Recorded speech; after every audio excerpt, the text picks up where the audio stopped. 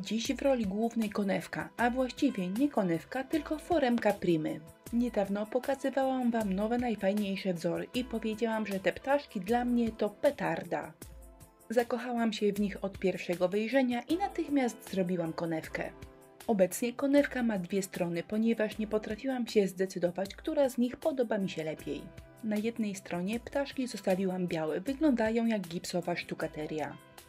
A na drugiej pomalowałam najładniej jak potrafiłam. Koniecznie napiszcie mi w komentarzu, która ze stron podoba Wam się najlepiej, bo u mnie w domu zdania są podzielone. No właśnie, fajniejsze są kolorowe ptaszki czy białe? Do tej pory pytanie pozostaje nierozstrzygnięte, a ja już lecę z filmem i z konewką. Najpopularniejsza konewka z Ikei. Możecie ją kupić w Ikei, a możecie też w naszym sklepie. Zaczynam od primerowania powierzchni, bo dzięki temu wszystko wtedy będzie mi siadało lepiej. Ale jeżeli podkładu nie macie, to wystarczy 2 razy machnąć białą farbą akrylową i generalnie też jest ok.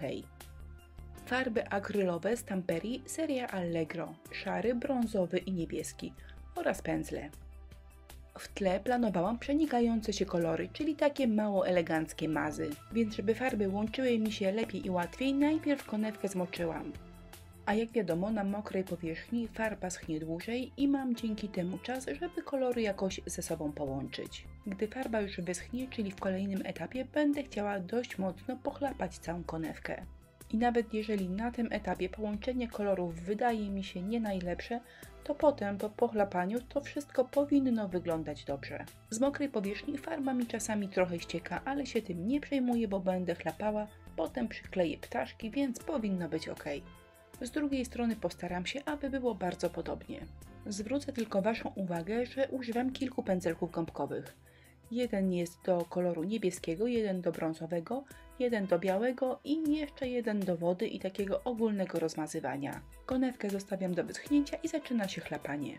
Pędzelek wachlarzykowy do dużych kropek i szczoteczka do zębów do drobnych rozbryzgów. Moje wiekopomne ręcznie malowane dzieło prezentuje się w tej chwili tak. Do wypełnienia foremek użyję masy super lekkiej, ponieważ jest to moja absolutnie ulubiona masa. A moja petardowa foremka z ptaszkami wygląda tak. Foremki Primy to foremki jakościowe. Bardzo dobrej jakości silikon plus wzory dopracowane w najmniejszym szczególe.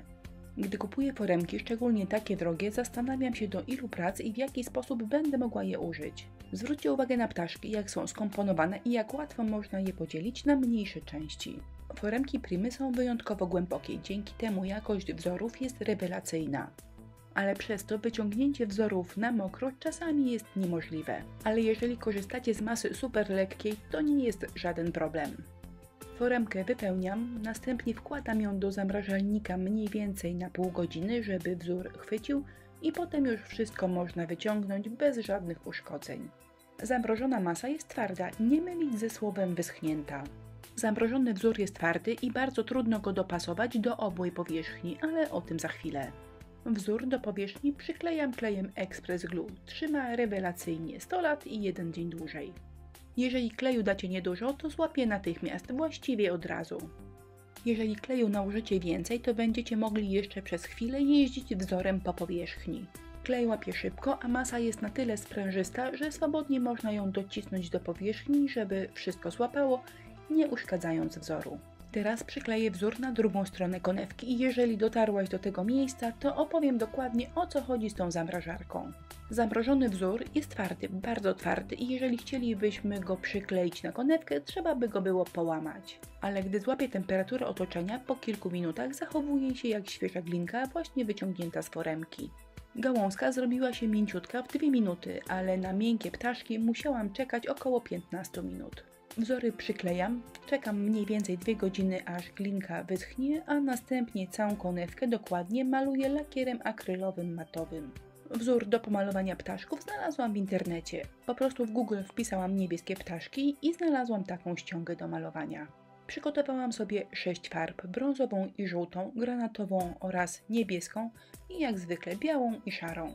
I jeszcze jeden rzut oka na ściągawkę kolorystyczną. Ten zestaw powinien mi wystarczyć. Do malowania używam jednego cieniutkiego pędzelka, tak zwaną niteczkę. Ptaszki postanowiłam malować w 2 etapach. Pierwszy etap to główne plamy kolorów.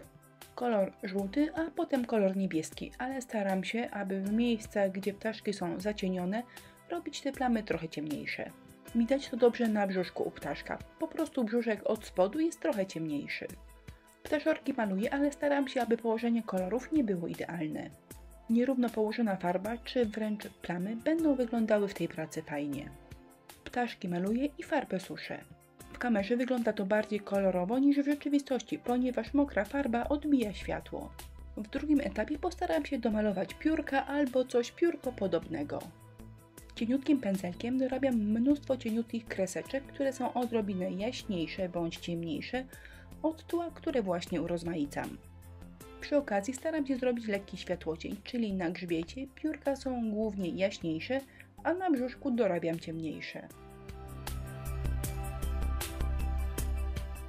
Gdy skończyłam ptaszki, lecę z gałązkami. Po prostu maluję je na brązowo, dosyć mocno rozwodnioną farbą.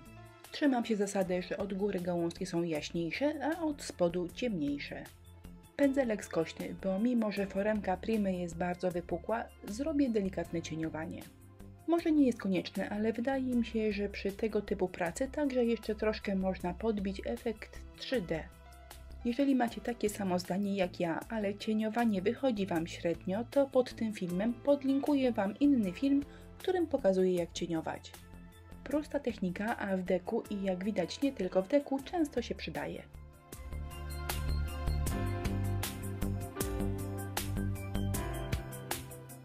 Jednym z najbardziej popularnych efektów postarzania są przecierki.